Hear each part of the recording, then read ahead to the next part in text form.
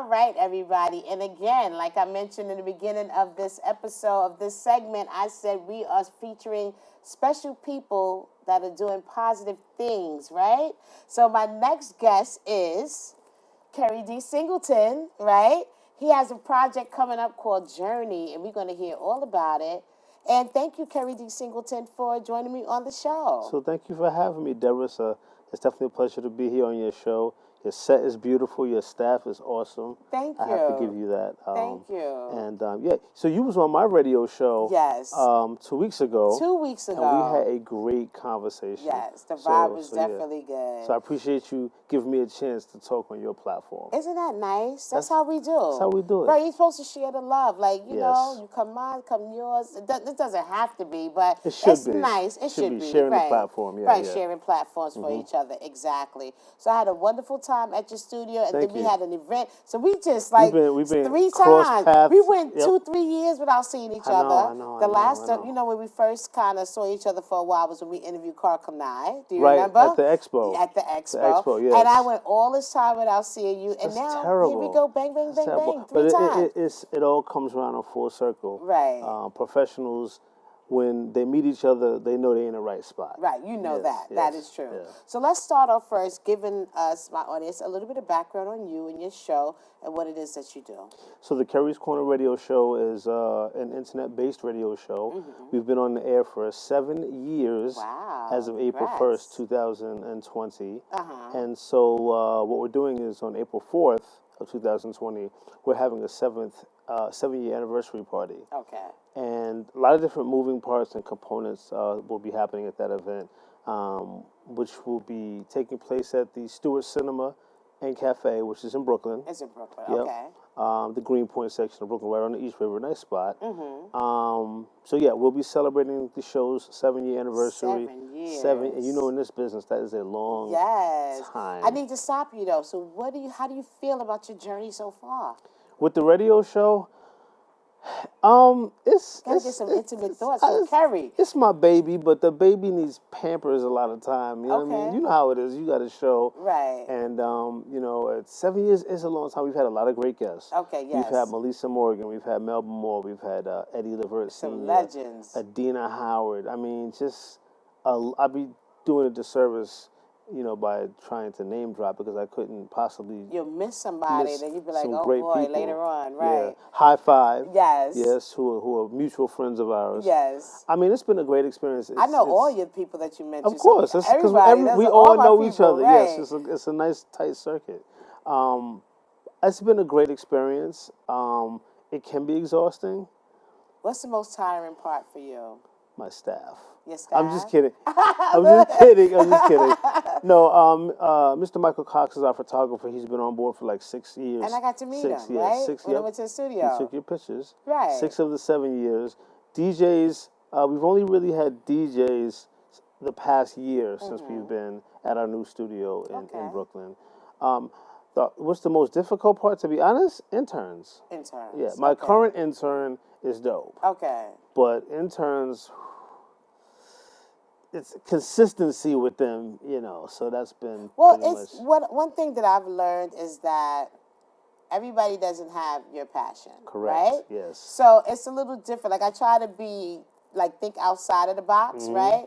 Because people be like, yeah, I want to do this, I want to help. But once they learn it or get into it, they could change their mind. That's one thing, right? People could change. They're like, no, I don't really think that's for me. Right. That's a lot of people do that when they go to college. Yeah. I think I want to go to school for this. They're like 4 semesters, and they're like, I think it was.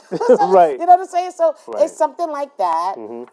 It could be a couple of different factors, right? Yeah. But it is hard. It is. It is hard to find the right group of people to work with. Because chemistry is important, not just talent, but chemistry is important, especially for me.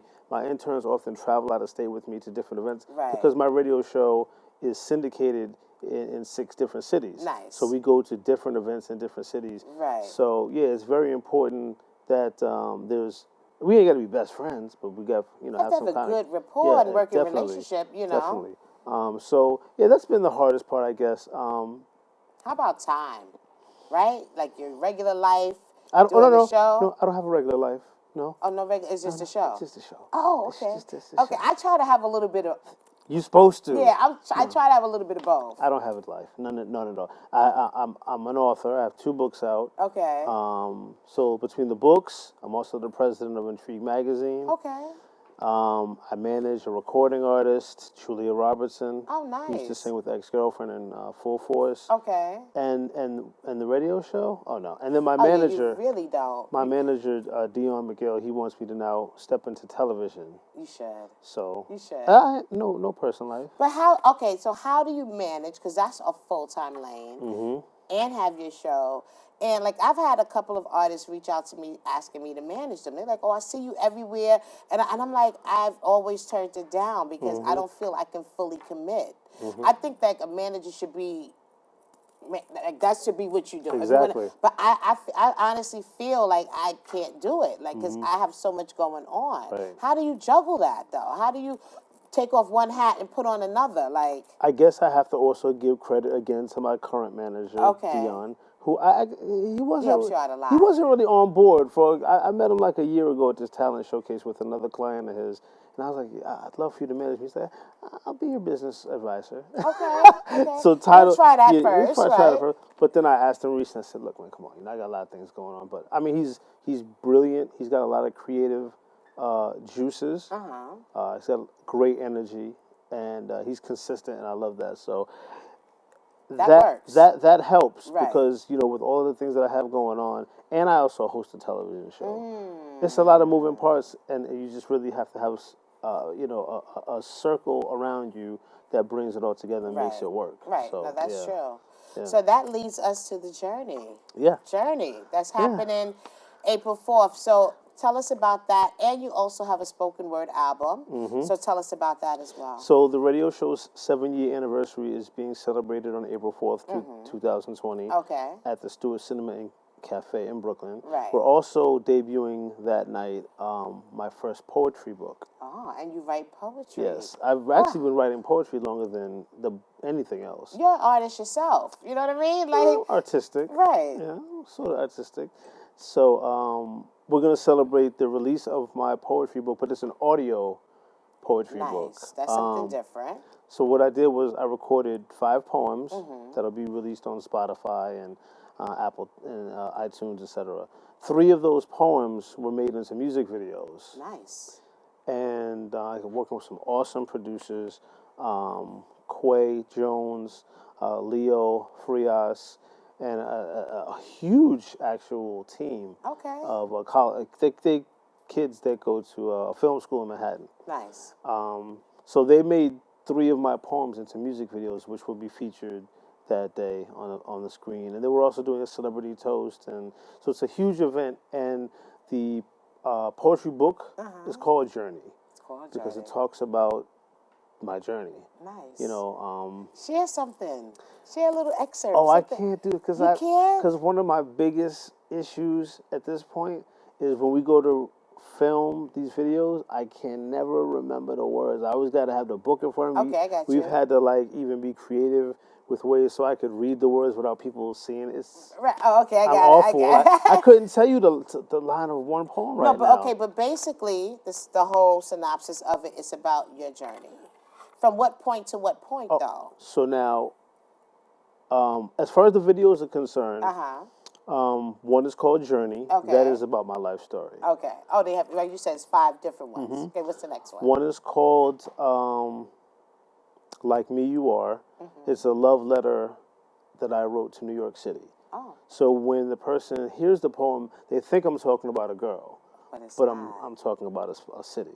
Oh, nice. Yeah. Okay. The last one that we're making a video for is called The Wanderer's Game.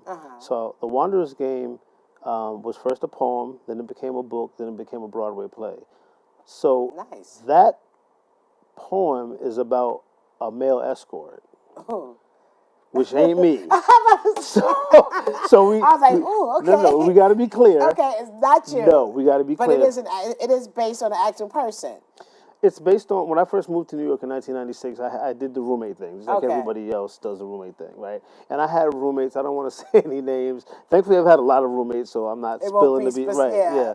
But I had roommates that was, doing strange things for change, and I didn't really understand why they were. Well, I understood why, because they had to pay the rent. Right, we was roommates. Right. They got to pay bills. I don't care how you do it. I want that money on but, Friday. I mean, I didn't know that guys, like most people, when you think of prostitution, you think of women on the streets or whatever, like, Hunts Point in the Bronx or 42nd Street back in the day. But there's a whole community, I learned, of men who are prostitutes, for lack of a better term. Wow. And a lot of them are not gay.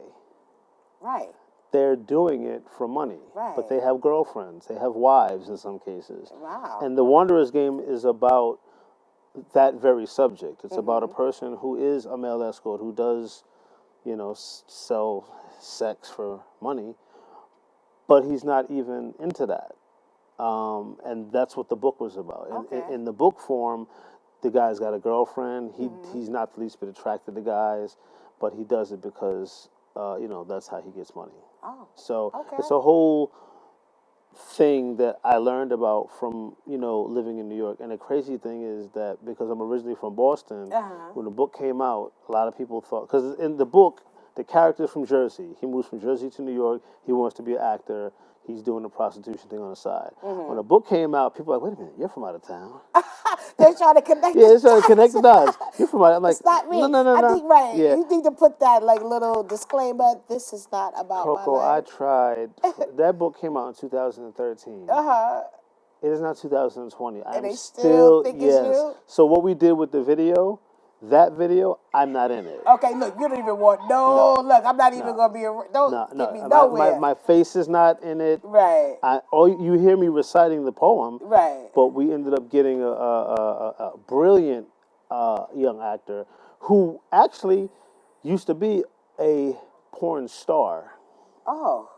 Okay. Yeah. He fits right in. Yeah. Right. And I didn't know that when he got the role. I just, I picked him based on his appearance. Right. And then I was talking to him about the role. I was like, I don't know if you're going to be interested, but this is what the role tells. He's like, yeah, I can play that pretty well because... Not knowing. Not knowing. He used to do all of that and then some. And then some. So he was great because he was also able to add to the role. Okay. And he could even give the directors a lot of insight. So got that real life. Yeah. Yeah. He had real life, references that he could pull from. So that's what we're putting out. Then there are two more poems that are not being made into videos.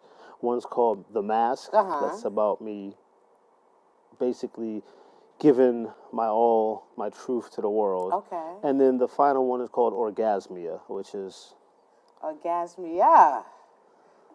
Talks about... That is about me. And that's about my, experience. I'm 48. So I've done things, just not for change. Okay. Yeah. I'm gonna leave that right there. I'm not gonna close touch that it. book. Yeah. Okay, so overall it's journey. Yes. Right. Now we know the parts of your journey that you actually share with us, and which is very interesting. We had to keep it clean because my mother's gonna be in the building now. Oh yeah, you need to. Yeah. So is the project out now, the videos and everything out, or is it going to be released on April 4th? It'll be released on April 4th, along with a companion book called Journey the Poems. And there'll be about 50, maybe 20 to 50 poems in there. So you get the audio and the hard copy. Okay, nice, very nice. So make sure you come out April 4th to support. Where can they log in to see your show? Tell us when, where, what times, and everything. So the Keri's Corner. Oh God, I don't think I can remember all that. Well, let them know So the Keri's Corner radio show, we tape it live in Brooklyn here in New York City. 5 p.m. every Monday. We ask the public can come in and they can watch. Right, studio audience. But then we're syndicated in Philadelphia on Tuesdays, Wednesdays in Northern California, Thursdays in Miami, Fridays in London, Saturdays in Atlanta, and Sundays in Cleveland. So that's every day. Yeah, you can definitely catch them. Yeah, Okay, and if they wanted to be a guest on the show, where do they need to go? They can go to the KK radio show at gmail.com. Okay. And then, of course, Keri's Corner radio show on Instagram and Facebook and Twitter. right. So check him out. Yes. Come out to support 7 long years. Long and to hear years. about his journey. Yes. Verbally through, the verbal, what's it called? The videos. Verbal the videos. Yep, And also through his book. Check out his writing and what he's been through. And at the event on the on April 4th, because people like this part, there's a free open bar from 6 to 7. And a wine toast. And gift bags and backpacks. So yeah, put me on the list. You got the VIP. Right, put you me got on the the VIP. list. I'm coming out. Yes. So once again, support Keri Singleton. Come out April 4th and be a part of his experience, his 7-year celebration for the journey. And check out his shows also online. You can go on GTFradio.com. GTFradio.com. Yeah. Monday he's live every day right there. You can catch him at 5 p.m. And the books. Amazon.com. Keri D. Singleton. Yes. Yeah, check him out and support everybody. Thank you so much for joining me. Thank you for having me, Queen. Yes, we always, good vibes today all throughout the show, everybody. We'll be back.